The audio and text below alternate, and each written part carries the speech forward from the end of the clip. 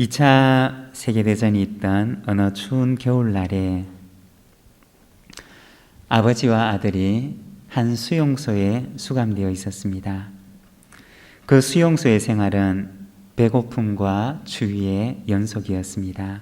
어느 날 춥고 배고픈 수감 생활의 고통 속에서 아들이 서럽게 울면서 아버지에게 말했습니다. 아버지, 우리는 여기에서 영원히 벗어나지 못할 거예요.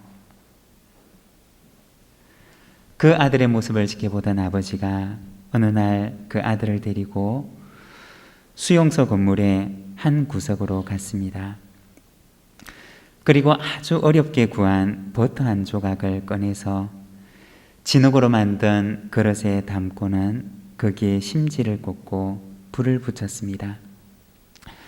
그러자 진흙 그릇에 담긴 그 한 조각의 작은 버터에서 나오는 불빛이 어두운 수용소의 한쪽 구석을 환하게 밝혀주는 것이었습니다.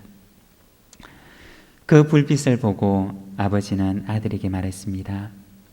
얘야, 사람은 밥을 먹지 않고서도 3주를 살 수가 있고 물을 먹지 않고서도 3일을 살 수가 있지만 희망을 잃어버리면 하루도 살아갈 수가 없단다. 그 한 조각 버터를 먹어버린다면 하루를 버틸 수 있는 힘을 가질 수 있을는지는 모르지만 거기에 불을 붙여서 희망을 보게 된다면 그 희망의 빛은 절망의 터널을 다 빠져나올 때까지 그를 붙들어주는 힘이 된다는 것입니다. 여러분, 저와 여러분의 심령 가운데 소망의 불빛이 꺼지지 않고 계속 타오르는 저와 여러분의 심령이 되기를 소망합니다. 예전에는 교회를 세울 때 항상 높은 언덕 위에 세웠다고 합니다. 모든 사람들이 다 교회를 볼 수 있도록 언덕 위에 교회를 세웠던 것입니다. 마태복음 5장 14절의 말씀을 보면 예수님께서는 말씀하셨습니다. 너희는 세상의 빛이라. 산 위에 있는 동네가 숨겨지지 못할 것이요. 우리는 무엇과 같으냐? 우리 교회는 무엇과 같으냐?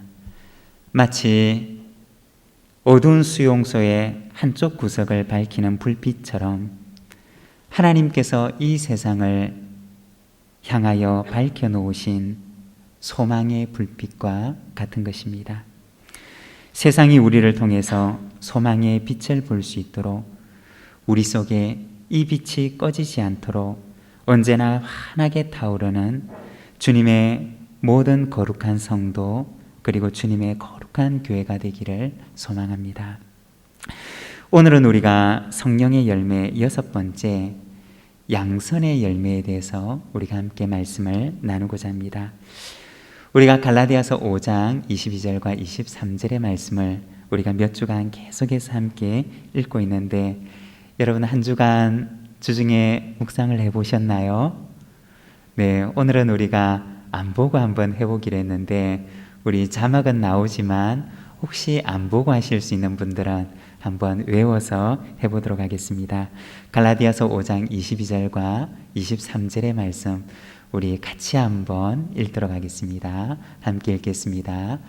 오직 성령의 열매는 사랑과 희락과 화평과 오래 참음과 자비와 양성과 충성과 온유와 절제니 이 같은 것을 금지할 법이 없느니라. 아멘.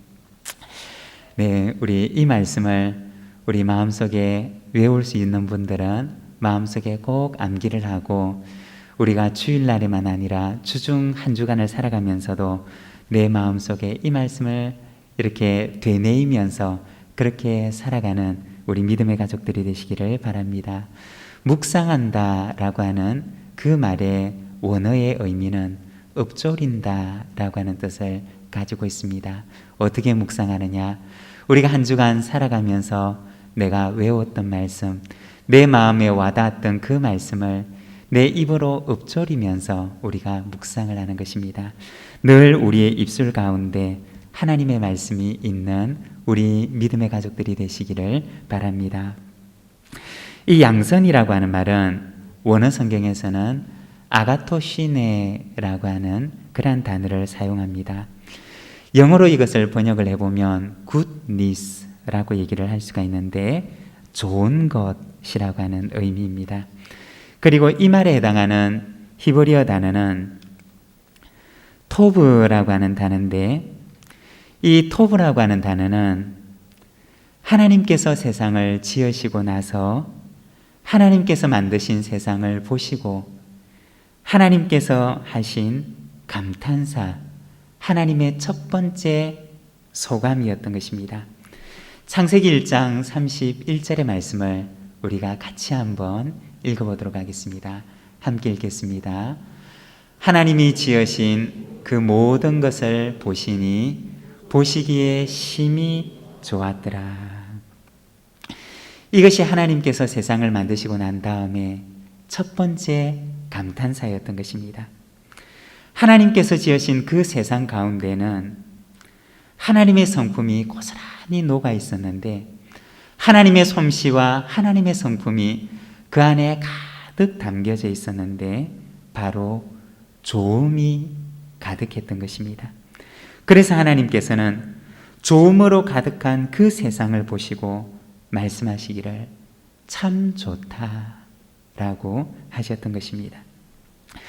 바로 창세기 1장 31절에 나오는 이 좋음이라고 하는, 참 좋다라고 얘기하셨던 이 좋다라고 하는 단어가 토브라고 하는 단어이고, 갈라디아서 5장 22절, 오늘 우리가 읽었던 이 본문 말씀에 나오는 성령의 6번째 열매인 양선이라고 하는 열매인 것입니다. 양선이라고 하는 것이 무엇이냐? 하나님의 선하심이 그 안에 가득한 것을 가리키는 것입니다. 하나님께서 세상을 지으시고 난 뒤에 그 하나님의 선하신 성품을 이 세상 만물 속에 가득 담아 놓으신 것처럼 하나님의 그 좋으신 성품이 그 안에 충만해져 있는 상태, 그 안에 가득 들어있는 상태가 바로 이 양선인 것입니다. 오늘은 우리가 이 양선에 대해서 함께 말씀을 묵상하고자 하는데, 양선이라고 하는 것은 무엇이냐? 성경에서는 이 양선이라고 하는 것을 어떻게 말씀하고 있느냐? 그리고 우리는 우리가 살아가는 삶 속에서 어떻게 이 양선을 실천하며 살아갈 수가 있는가? 우리가 오늘 이 말씀을 통해서 함께 묵상을 하고자 합니다. 먼저 첫 번째로 양선이라고 하는 것은 무엇이냐? 양선은 선으로 악을 이기는 능력이라는 것입니다. 여러분, 양선이 무엇이라고요? 선으로 악을 이기는 능력. 네, 그렇습니다. 악을 이기는 선한 능력이 바로 이 양선이라고 하는 것입니다. 오늘 우리가 읽었던 본문 말씀 로마서 21절의 말씀을 보게 되면 악에게 지지 말고 선으로 악을 이기라 그 말씀을 합니다. 우리가 선하다라고 하면 우리말로는 어질고 착하다라고 하는 뜻을 가지고 있습니다. 그런데 어질고 착하다라고 하는 그 말을 듣게 되면 우리의 마음속에는 부드럽고 유순하고 착해서 또 한편으로는 너무나 연약한 것이라고 하는 그러한 생각이 우리의 마음속에 듭니다. 선하다라고 하는 말을 듣게 되면 우리는 그 말과 함께 한편으로는 약하다라고 하는 뜻을 떠올리게 됩니다. 그러나 이 양선이라고 하는 말은 그 의미 속에 선하다라고 하는 의미를 가지고 있지만, 그러나 그 선함은 유약하거나 연약하지 않은 선함을 가리키는 것입니다. 오히려 그 선함이라고 하는 것은 악을 이기는 선한 능력을 가리키는 것입니다. 오늘 우리가 읽었던 로마서의 상황을 우리가 살짝 그 당시로 돌아가서 엿보게 되면 이 로마서는 그리스도인에게는 호의적이지 않은, 그리고 한 걸음 더 나아가 그리스도인들에 대해서 적대적인 태도를 취하고 있는 로마라고 하는 도시에 살고 있는 성도들에게 보내었던 편지였던 것입니다. 그 당시 이 편지가 보내어질 때 그 당시 상황은 본격적인 박해가 일어나고 있지는 않았지만 마치 폭풍의 전야처럼 거대한 태풍이 밀려오기 그 직전처럼 커다란 박해가 시작되기 직전에 기록되었던 편지가 바로 이 편지였던 것입니다.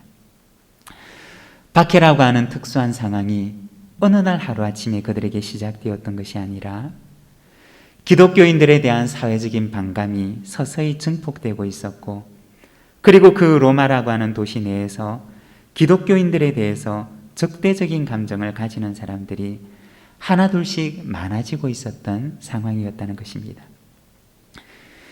기독교인들이 어떤 잘못된 행동을 해서 그랬던 것이 아니라 그들은 로마에 살아가는 다른 사람들과 달랐기 때문이었던 것입니다.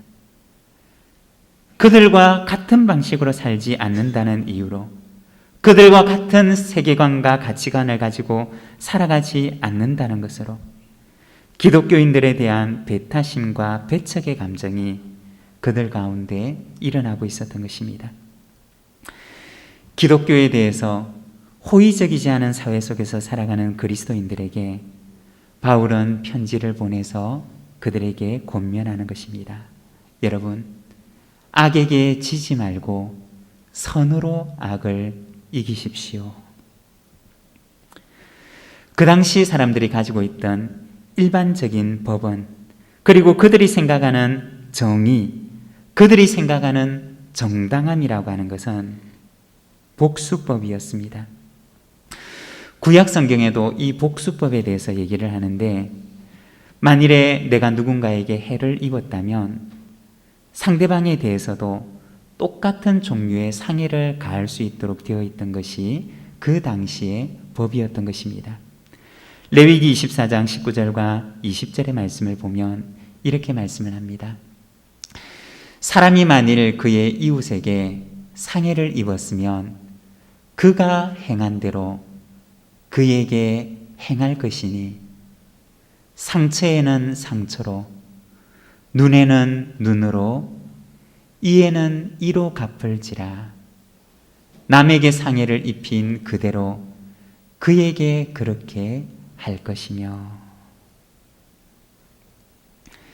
이것이 레위기 24장에 나오는 바로 복수법이라고 하는 규정인 것입니다. 이 복수법이라고 하는 것을 동종상해법이라고 얘기를 하는데, 똑같은 종류의 상해를 그 사람에게 가할 수 있도록 되어 있었던 것이 바로 이 동종상해법이었던 것입니다. 왜 구약 성경에는 이와 같은 복수의 법, 동종상해를 가할 수 있는 동종상해법을 그들에게 이야기하고 있었던 것일까요? 우리가 구약에 나와 있는 이 복수법의 의미를 우리가 조금 더 깊이 이해하기 위해서는 인간의 죄성에 대한 이해가 선행되어야 하는 것입니다.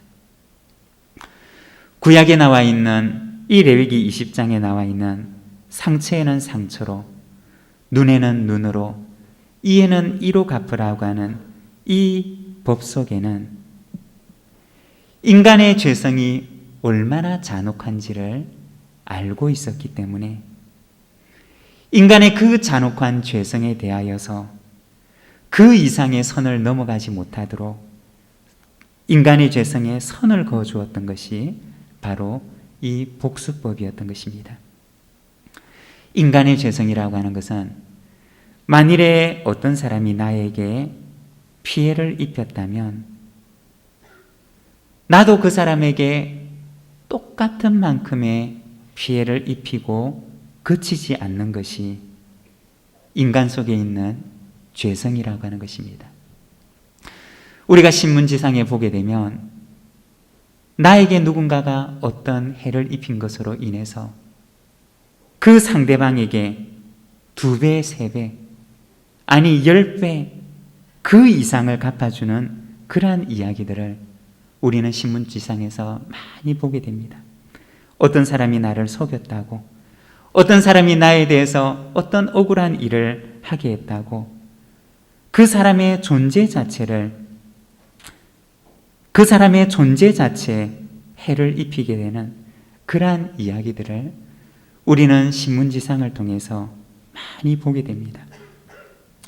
인간의 죄성이라고 하는 것이 얼마나 나갈 수 있는지를, 얼마나 잔혹한지를 우리에게 보여주는 것입니다.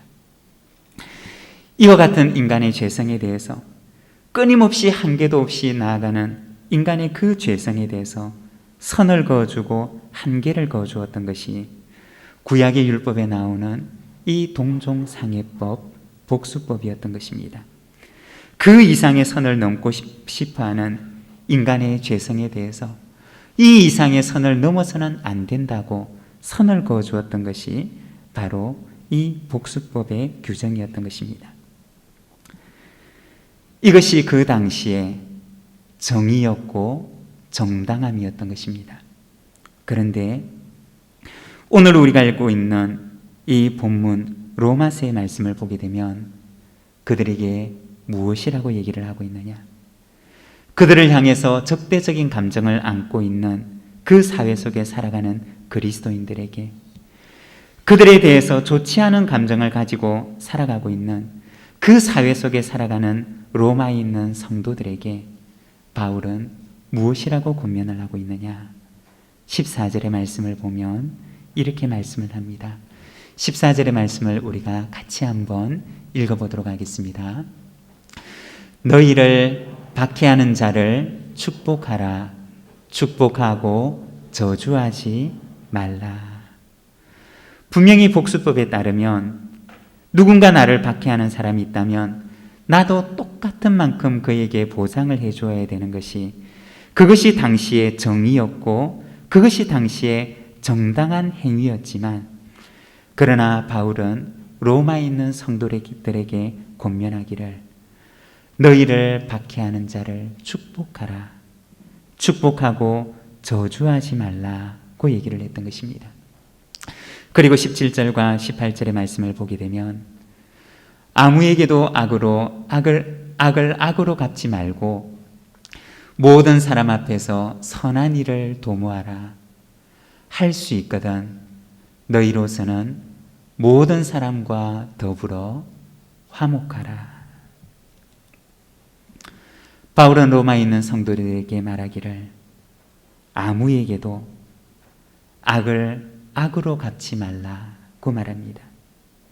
인간의 죄성에 한계를 걷는 것일 뿐만 아니라 그 죄성이 더 나아가지 못하도록 선을 그어주는 것만이 아니라 그들로 하여금 하나님의 선하심을 바라볼 수 있도록, 하나님께서 그들에게 얼마나 선하신 분이신지, 하나님께서 우리를 지으실 때 우리를 어떠한 존재로 지으셨고 하나님의 그 성품이 어떠한 것인지 하나님의 성품을 주목하고 바라볼 수 있도록 바울은 로마에 있는 성도들을 바로 그곳으로 인도했던 것입니다. 그리고는 말하기를 할 수만 있다면 너희는 모든 사람과 더불어 화목하라고 말하는 것입니다. 악을 악으로 갚는 것을 넘어서서 바울은 로마에 있는 성도들에게 바로 이 화목을 당부했던 것입니다. 이어서 권면하기를 19절에서 21절의 말씀을 보면 내 사랑하는 자들아 너희가 친히 원수를 갚지 말고 하나님의 진노하심에 맡기라. 기록되었으되 원수 갚는 것이 내게 있으니 내가 갚으리라고 주께서 말씀하시니라. 내 원수가 줄이거든 먹이고 목마르거든 마시게 하라. 그리함으로 내가 숯불을 그 머리에 쌓아 놓으리라. 악에게 지지 말고 선으로 악을 이기라. 바울은 로마에 있는 성도들에게 권면하기를 원수를 갚는 것은 하나님께 맡기라고 이야기를 합니다. 원수에게 복수를 하고 원수에게 그가 행한 대로 내가 갚아주는 것은 그것은 나의 일이 아니라 하나님의 일이라는 것입니다. 내가 할 수 있는 일이 있다면, 그리고 내가 해야 하는 일이 있다면 원수가 줄이게 되면 그것을 먹이는 것이고, 그가 목마르게 되면 그에게 마시게 하는 것이라는 것입니다. 그것이 하나님께서 나에게 맡기신 나의 도리이고, 그것이 하나님 앞에서 내가 해야 될 마땅한 일이라는 것입니다. 만일 그것을 넘어서게 되면 그것은 우리에게 마땅한 것이 되지 못하고, 그것을 넘어서는 일에 대해서는 모두가 다 하나님의 몫이라는 것입니다. 우리가 성경을 보게 되면 다윗의 삶을 보면 사울이 이 다윗에게 얼마나 못된 짓을 많이 했는지 모릅니다. 얼마나 악하게 이 다윗에게 행했는지 모릅니다. 그렇지만 비록 다윗도 연약한 사람이었고 그에게 실수도 있었지만, 다윗의 위대한 점을 한 가지 꼽으라고 한다면 다윗은 사울이 그에게 행했던 악을 그는 사울에게 악으로 돌려주지 않았던 것입니다. 다윗은 하나님 앞에서 자기가 넘어서지 말아야 할 선을 알고 있었고, 그리고 그 선을 넘지 않았고 끝까지 자기의 마음을 지켰던 것입니다. 사울이 자기에게 악을 행했다 하더라도 그가 악으로 사울에게 돌려주지 않았던 것입니다. 끝까지 하나님 앞에서 자기가 해야 될 도리를 감당했던 것입니다. 그렇게 할 때 어떻게 하셨느냐? 악인은 승승장구하고 그는 끝까지 고달픈 삶을 살았느냐? 그렇지 않았습니다. 하나님께서 그가 행한 대로 갚아주셨던 것입니다. 그리고 다윗의 그 모든 억울함에 대해서는 하나님께서 그 모든 억울함을, 하나님께서 그가 당했던 모든 억울함이 위로함을 받을 정도로 하나님께서 그를 신원해 주시고 위로해 주셨던 것을 우리는 보게 됩니다. 만일에 다윗이 사울이 자기에게 행했던 만큼 자기도 그 사울에게 갚아주었더라면 어떻게 되었을까요? 아마도 언젠가 그 자신도 누군가 또 다른 사람에게 그와 같은 일을 당하고 말았을 것입니다. 그렇지만 다윗은 끝까지 자기의 마음을 지키고 하나님 앞에서 자기의 선을 지키게 됩니다. 그리고 자기가 해야 할 도리를 하나님 앞에서 행하게 됩니다. 그렇게 할 때 하나님께서 다윗을 높여주셨던 것을 우리는 성경을 통해서 보게 됩니다. 사랑하는 여러분, 때로는 우리가 살아갈 때 우리를 향하여 적대적인 감정을 가지고 있는 사람을 만날 수도 있습니다. 때로는 우리를 향하여서 좋지 않은 감정을 가지고 대하는 사람들을 만나게 될 수도 있습니다. 그렇지만 바로 그때 우리가 누군가를 향하여 살아가는 것이 아니라 하나님 앞에서 살아가는, 하나님과의 관계 속에서 살아가는, 하나님과의 관계가 나의 모든 삶의 관계를 규정하는 그와 같은 삶을 살아가는 우리 모든 믿음의 가족들이 되시기를 바랍니다. 그리하면 하나님께서 갚아주시고 하나님께서 우리를 높이시는 그러한 은혜를 허락해 주실 것입니다. 양선이란 무엇이냐? 선으로 악을 이기는 능력입니다. 어떤 나에게 선하지 못한 감정을 가지고 다가오는 이가 있다 하더라도 하나님의 선하심을 바라보며 하나님의 그 선하신 성품을 우리가 의지하며 악을 이기는 선한 능력을 가지고 세상을 이기는 것이, 그것이 바로 양선이라고 하는 것입니다.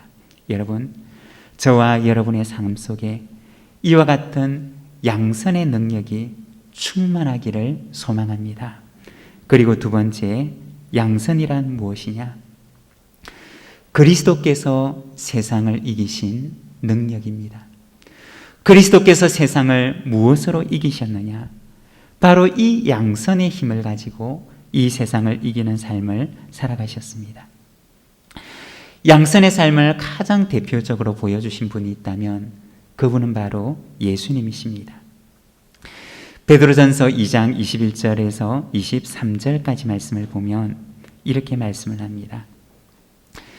이를 위하여 너희가 부르심을 받았으니 그리스도도 너희를 위하여 고난을 받으사 너희에게 본을 끼쳐 그 자취를 따라오게 하려 하셨느니라. 그는 죄를 범하지 아니하시고 그 입에 거짓도 없으시며 23절의 말씀 같이 읽겠습니다.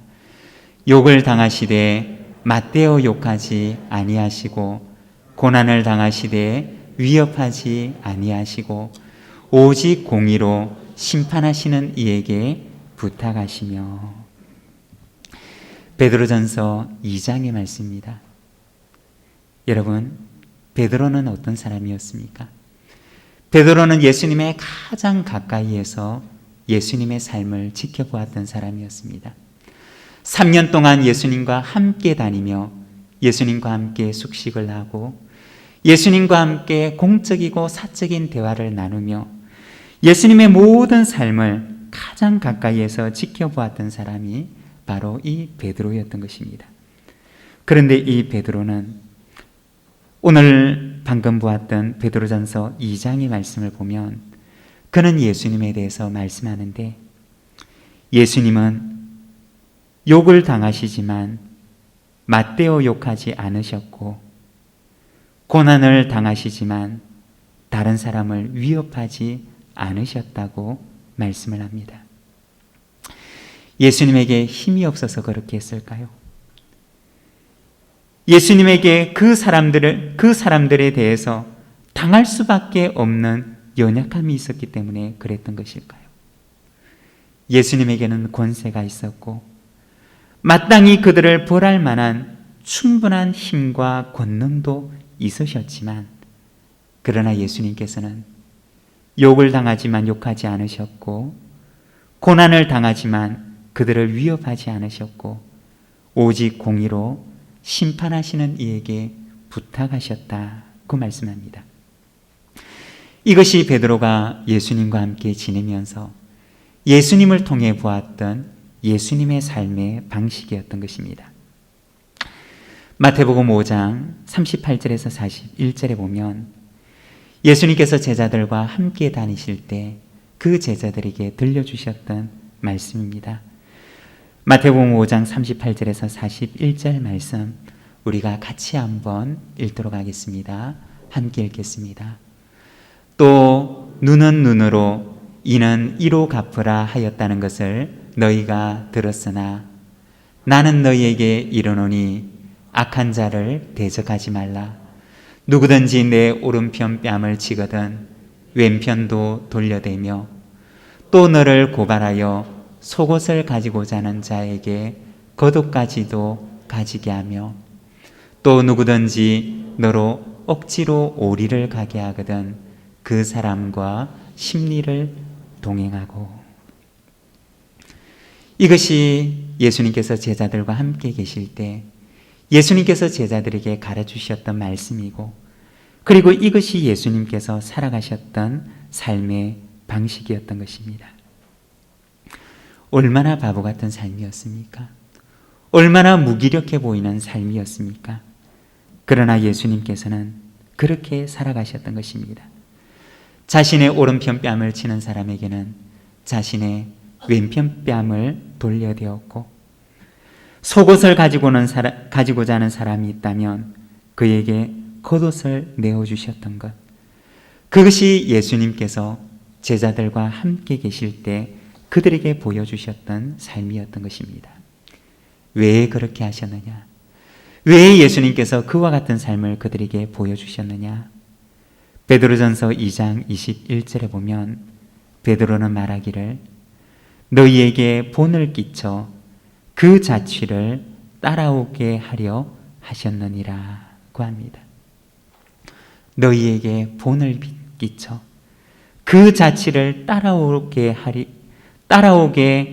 하도록 예수님께서 그와 같은 삶을 살아가셨다는 것입니다. 우리가 예수님을 따라가도록, 우리도 그와 같은 삶을 살아가도록, 우리도 예수님과 같은 삶을 살아가도록 예수님께서 우리에게 먼저 우리 앞에 앞서가시며 예수님의 삶을 제자들에게 그리고 우리들에게 보여주셨던 것입니다. 언젠가 어떤 분의 간증을 들은 적이 있습니다.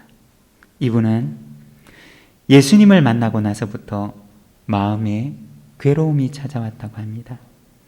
예수님을 알기 전에는 아무런 가책도 없이 살았고, 예수님을 알기 전에는 내가 어떻게 살든지 내 마음에 괴로움이 없었는데, 예수님을 만나고 나서부터는 마음속에 가책과 괴로움이 찾아왔다는 것입니다. 이 가책과 괴로움이 그의 삶을 견딜 수 없도록 괴롭혔다는 것입니다. 예수님을 만나기 전에는 아무것도 꺼릴 것이 없었고 내 마음대로 살기만 하면 되었었는데, 예수님을 만난 그 순간부터 자기 속에 있는 가책과 싸워야 했고, 자기 속에 찾아오는 그 괴로움과 오랫동안 싸워야만 했다는 것입니다. 그런데 많은 시간을 지나고 나서 돌아보니 그 괴로움이 자신을 거룩하게 바꾸어 가고 있었고, 그 괴로움이 자신으로 하여금 예수님을 닮아가도록 한 걸음 한 걸음 이끌어가고 있었다는 것입니다. 여러분, 우리가 예수님을 닮아가려고 하면, 우리가 예수님을 쫓아가려고 하면, 예수님의 그 뒤를 따라가려고 하면 때로는 우리의 마음속에 절망이 찾아올 때도 있습니다. 예수님을 닮지 못한, 그리고 예수님을 닮을 수 없는 우리의 모습으로 인하여서 괴로움이 찾아올 수도 있습니다. 그렇지만 그 괴로움이, 내 마음속에 있는 그 고통이 나를 예수님을 닮은 모습으로 만들어 가시는 하나님의 손길이라는 것입니다. 여러분, 예수님을 닮아가지 못하는 모습으로 인해서 우리 속에 절망이 찾아오고 우리 속에 괴로움이 찾아온다면, 그 괴로움은 우리를 만들어 가시는 하나님의 손길임을 믿으시기를 바랍니다.